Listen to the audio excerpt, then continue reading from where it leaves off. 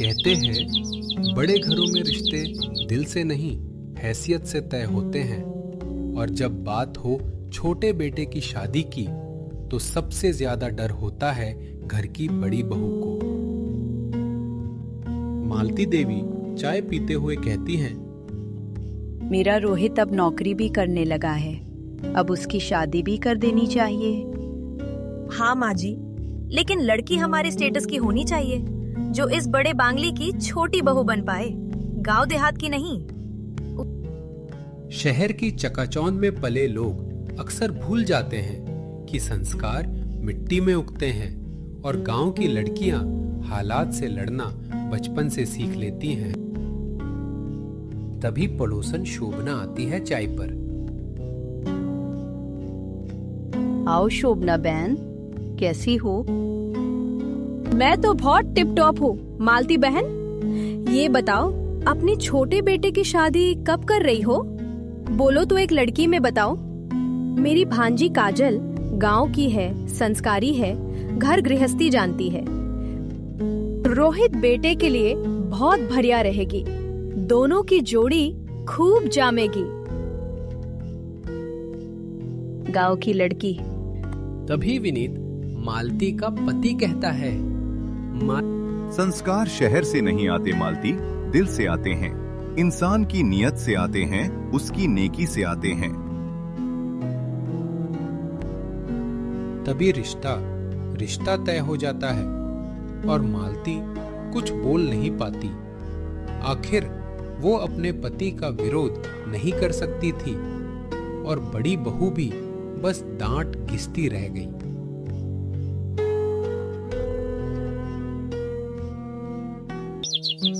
शहर की चकाचौंध से दूर एक छोटा सा गांव था, जहां सुबह सूरज के साथ दिन शुरू होता था और संस्कार मां की गोद में सिखाए जाते थे।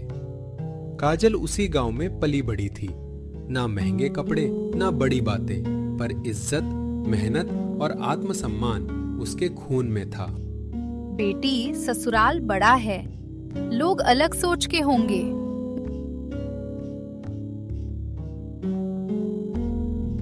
ओ मेरी प्यारी माँ, तू चिंता मत कर। माँ, मैं झुकूंगी नहीं, लेकिन टूटूंगी भी नहीं। इज्जत मिलेगी तो सिर झुकेगा, और अगर अपमान मिला तो जवाब भी मिलेगा। काजल को घर बखूबी संभालना आता था और टेढ़े को सीधा करना भी खूब आता था। गांव ने उसे सहना नहीं, खड़े रहना सिखाया था। और इसी आत्मविश्वास के साथ काजल बड़े घर की बहू बनने जा रही थी, जहां उसकी सबसे बड़ी परीक्षा अभी बाकी थी।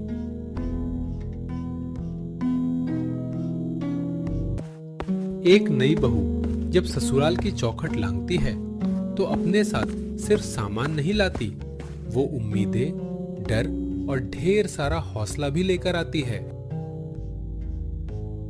काजल दुल्हन बनकर घर आती है। पता नहीं ये गांव की लड़की इस बड़े घर को संभाल भी पाएगी या नहीं। देखते हैं कितने दिन टिकती है। असली खेल तो कल से शुरू होगा, देवरानी जी। कुसुम बाहर से मुस्कुरा रही थी, लेकिन मन ही मन जल रही थी। उसे डर था कहीं ये गांव की लड़की सबका दिल न जीत ले। तभी सब शादी की ठका से सोने चले जाते हैं।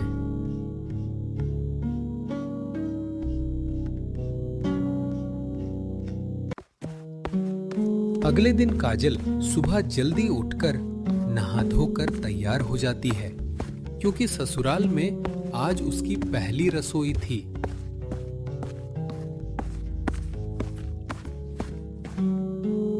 अरे वाह, गांव में तो शायद सूरज निकलने से पहले ही काम शुरू हो जाता होगा ना।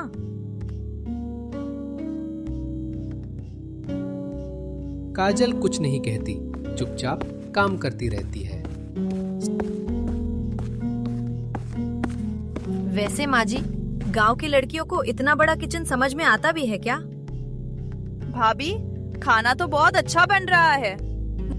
अच्छा तो बनेगा ही, आखिर पूरा दिन चूल्हे पर जो बिताया है। काजल सिर झुकाकर सब्जी चलाती रहती है। भाभी आप रहने दो, मैं कर लूंगी। अब ये घर मेरा है ननद जी, इसकी जिम्मेदारी भी मेरी ही है। यह वैसे भी आज मेरी पहली रसोई है, तो मुझे आज इस रस्म को अच्छे से पूरा करना है।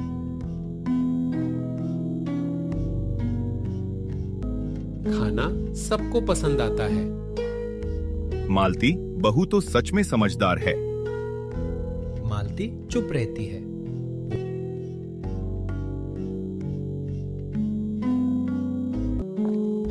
जब घर में किसी की जगह खतरे में पड़ने लगे तो बात तानों से आगे बढ़कर साजिशों तक पहुंच जाती है। एक काजल, माँ जी, पापा जी, निहारिका सब इसके ही गुण गा रहे हैं। अगर अभी नहीं रोका तो इस घर में मेरी कोई अहमियत नहीं बचेगी।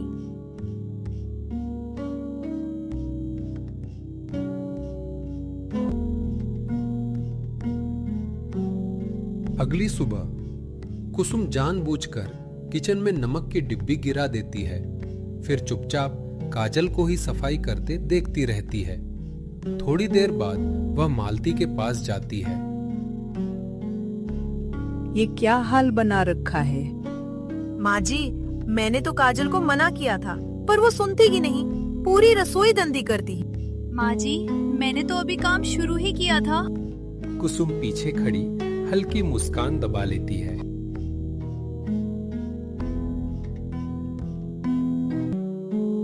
साजिश की सबसे खतरनाक बात यही होती है कि दोषी सामने खड़ा होकर भी बेगुनाह बना रहता है। जब दोपहर में काजल सबको खाना खिला रही थी, उस मौके का फायदा उठाकर कुसुम जानबूझकर विनीत की जरूरी फाइल काजल के कमरे में रख देती है। फाइल न मिलने पर घर में हंगामा मच जाता है।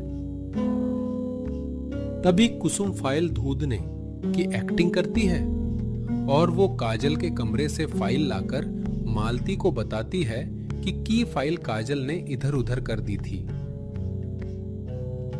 काजल बहू, फाइलें तुम्हारे कमरे में क्या कर रही थी? पर माँ जी, मैंने तो उसे छुआ भी नहीं।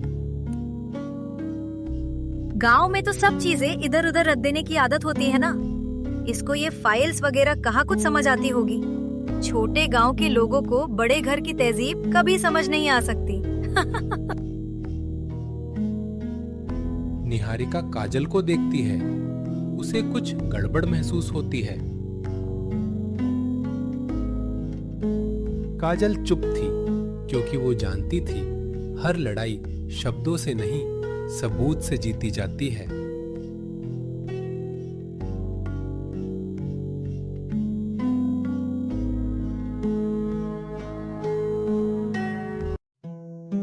हर सहनशीलता कमजोरी नहीं होती और हर चुप्पी डर नहीं।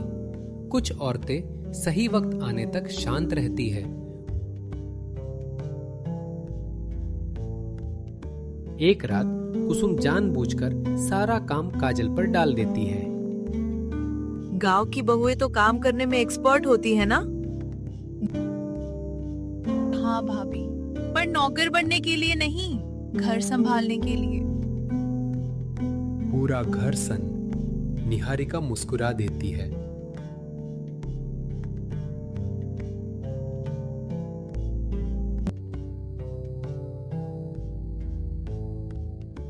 मालती रात में देखती है कि काजल अकेले ठंड में बर्तन धो रही है और कुसुम आराम से घोड़े बेचकर सो रही है।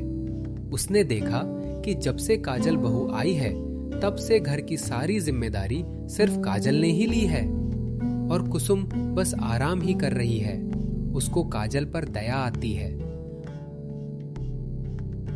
रुको बहू, पानी बहुत ठंडा है, मैं गैस पर पानी गरम कर देती हूँ, तुम उससे बर्तन धो लेना।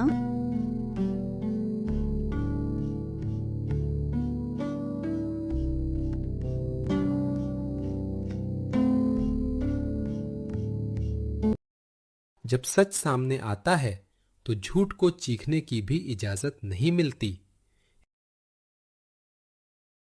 निहारिका ने कुसुम को फोन पर अपनी मम्मी से चुगली करते सुन लिया था, जिसमें वो उनको बता रही थी कैसे उसने काजल को फंसाया था।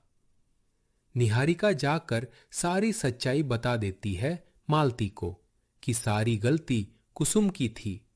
वो बस काजल को सबकी नजरों में गिराना चाहती थी और इस घर से निकलवा देना चाहती थी।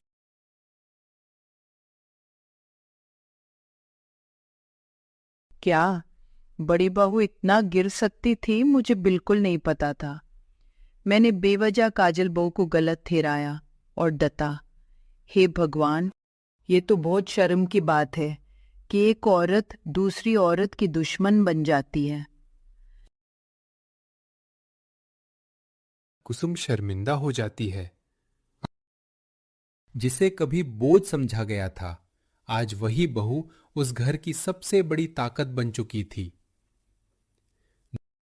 मालती सबके सामने कहती है, काजल सिर्फ मेरी बहू नहीं, अब मेरी बेटी है।